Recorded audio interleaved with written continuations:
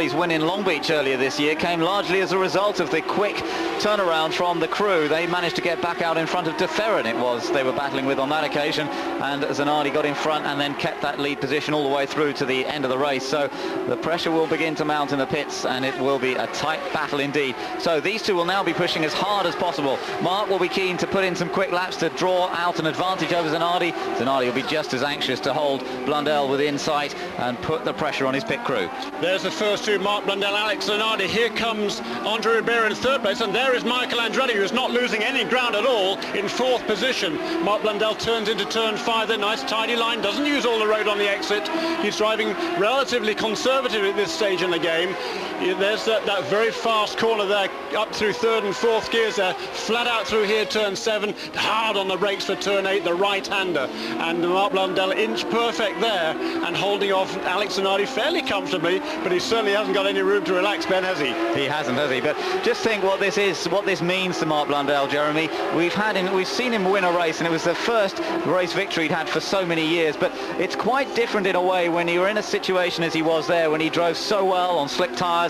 It was an opportunistic drive, he grabbed that opportunity. Here is quite different. He's leading this race from the start, from the very first lap. He's been in front. He's been in the position to control this race. Such a different position to what he's been in over recent years in his Grand Prix racing and in this series last year as well. It's a fantastic position to be in, but there's a lot of responsibility on his shoulders. There certainly is. You know, he's led 4 races in a row, really, if you count Detroit, which he led for about a mile or so. It wasn't officially credited with leading that race, but certainly was out in front on that last lap, as we well know. He's led all 3 races since then. He's certainly had the upper hand all day here, and driving quite beautifully, and he's very consistent now. His last 6 laps have been around about 60.6, 60.7. Before that, he was lapping in the 61s or even 62s. So they've really upped the pace, these two. And what's interesting, of course, is that Andre Ribeiro and Michael Andretti seem to be able to keep pace with that.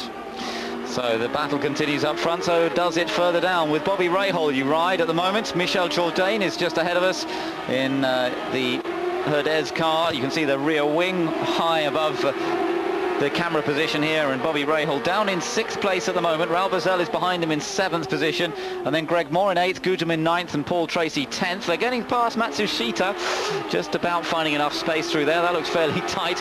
Would have been interesting to see that from a different angle as well. But now we're charging down the Lakeshore Boulevard once again as Bobby Rahal builds up to maximum speed, and the car then having to go under maximum braking here. So initially under braking, they've got a lot of downforce to help them as they hit the brakes first of all, but then of course as they slow down for that very slow corner, the downforce doesn't help them so much. The car begins to squirm around more, and that was really the situation we saw with Mark Blundell, the latter part of the braking, just catching him out a few laps ago, which meant that Zanardi caught him. There's the battle there for 5th, 6th, 7th. There is Scott Pruitt ahead of him. Well, that is actually that's Bobby Rahal with Raul Boesel right behind him, and then Greg Moore behind that. That's the battle of 6th, 7th and 8th. But meantime, Mark Blundell came past here to complete lap 62, and Parker Johnstone was right ahead of him on the road. Now, Parker's not the easiest guy to get around. That's going to be interesting. Parker Johnstone running in 14th position, so Mark Blundell lapping everyone up to 14th at the moment. But it just shows you again the competitive nature of this series. Not only do we have 4 cars up front pretty close together, and really any one of them could still win this race. Then Scott Pruitt, but then you've got the other 4 cars of Rahal, Boesel, Moore and Guterman all close together. Fantastic racing that we're watching here, and we've still got some 33 laps to go. Back to Toronto, Mark Blundell still leads Alex Zanardi. Into the pits comes Raul Boesel, and it sounds as though Michael Andretti may be coming in fairly soon. We're just beginning to see the stops. Guterman's in as well.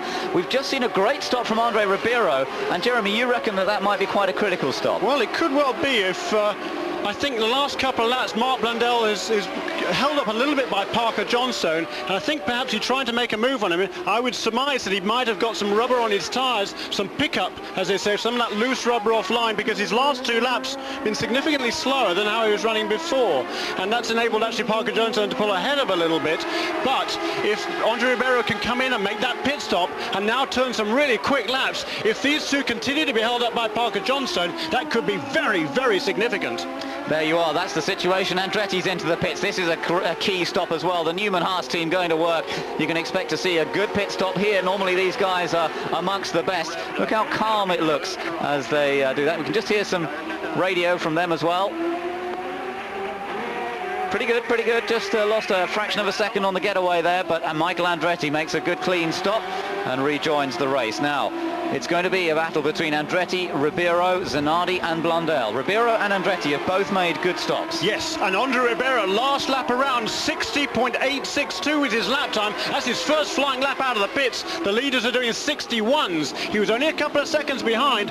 That's going to be very, very interesting. Watch it. It could be very close when Blundell and Zanardi come out of the pits after their stop, but it's good to see that they've both got past Johnson. There's Paul Tracy in the pits. He came in from around 10th position before the stop started, and let's see, he comes back out. We'll see how it settles down. Still running consistently, but not on the pace. But Johnson has been passed by Blundell and Zanardi. Blundell now has opened up a bit more of a gap over Zanardi, 1.6 seconds as they went past. The question is, when they make their pit stops, will they come out ahead of Andre Ribeiro, who is flying at the moment? We'll try and keep an eye on his progress and whether he gets caught behind anybody as well. Meanwhile, into the pits, Bobby Rahal has just come in. Yeah, and just, indeed he has, but what's interesting is that Michael Andretti has got past Andre Ribeiro. A phenomenal stop by Michael Andretti's crew there. That's Tim Bumps, who used to be with Penske Racing. A phenomenal stop by the Newman Haas team. Michael Andretti out ahead of Andre Ribeiro, and they're both turning some fast laps. Well, that is very interesting indeed. They've got a four-way battle. We've just got to wait and see what happens on the pit stops with Blundell and Zanardi. Will the two PacWest crew and the Ganassi crew get these cars out ahead of Andretti and also Andre Ribeiro? It's going to be close, but they stay out there at the moment. Now then, this is interesting, although it's on the way into the pit lane, so it shouldn't cause a yellow flag. That's Arndt Meyer, the German driver, and he was running down towards the back of the field. Into the pits comes Scott Pruitt, and Scott Pruitt had moved up to third place with the stops. He's one of the few who haven't stopped yet, and in fact, really, it's just the two leaders we're waiting for to come in now. We're on lap number 69. Yeah, and also Greg Moore has not stopped either.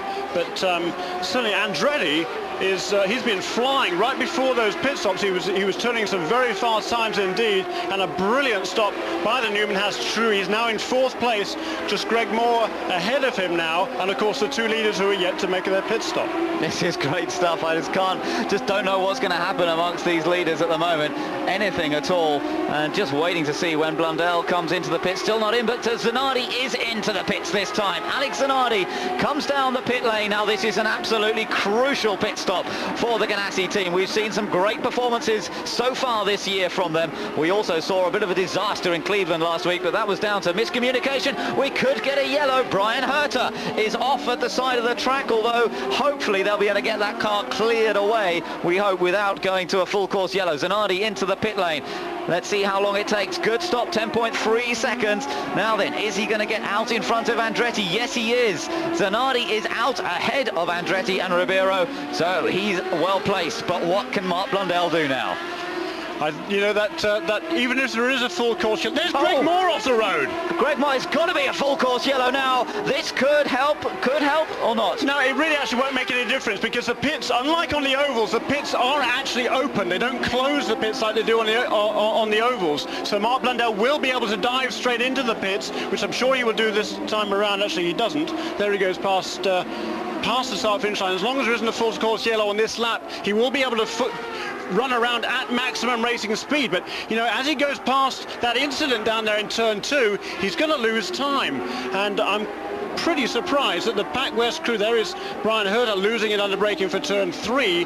Greg Moore, I think, was off in turn 2, and with those yellow flags out, there is Greg Moore trying to get around the outside. Is that Alex Zanardi, isn't it? I think it is. And didn't he clip him? He seemed to clip his right front tyre. Yeah, the left front. He hit Zanardi's left front. Now, what was Moore thinking of there? I mean, I know Zanardi just come out of the pits, but that was a remarkably overly brave thing to do, I would say, from Greg Moore in that case. There was no way that was going to work. Zanardi was never going to know he was there. Greg Moore's waving at him, but I don't really know what he expected. Well, he was clearly around the outside. Zanardi was on cold tyres. Here is the full course caution. Zanardi was on cold tyres tyres, and Moore has immense momentum on him going into that corner. So as far as he's concerned, it's up to Zanardi to get out of the way and let him go. But of course, Alex Zanardi won't see it. Here is Mark Blundell into the pits. This is the pit stop that'll count. We've gone full course yellow with no great surprise there, and Blundell now into the pits. Are they going to get him out ahead of Alex Zanardi? This is where it all counts for the Pac West team.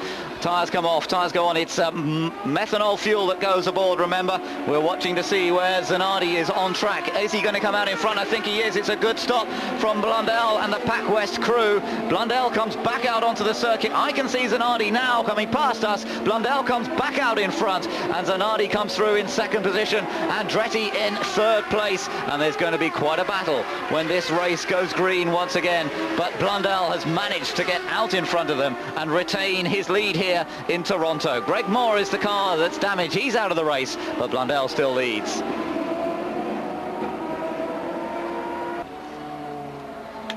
Welcome back to Toronto as we look at another replay. Now, this is the situation. Zanardi come out of the pits. Moore trying to come around the outside. Now, this is the point where contact was made. Well, I suppose you could say, yes, that Zanardi should have been holding it tighter. He must have been aware, as you said, in fact, Jeremy, there, of how quickly Moore was coming down on him. And the difference in speeds, of course, quite major with Zanardi only just coming out of the pits. But he seemed to leave Moore a certain amount of room, but then they just came together at the end. Yeah, he did, didn't he? And well, it's tough to make a call on that one, really, but I suppose just a racing incident. But Greg Moore, I mean, he was on hot tyres. Yeah. Not much he could do about it. He was just taking his line through the corner. He couldn't, from that position, slot in behind Zanardi, clearly. He had to make the pass, and he was committed to making the pass. And Alex Zanardi just clipped his left front hit Moore's right rear wheel, and that's all she wrote for poor old Greg Moore. And it's going to be interesting to see whether there's any damage on the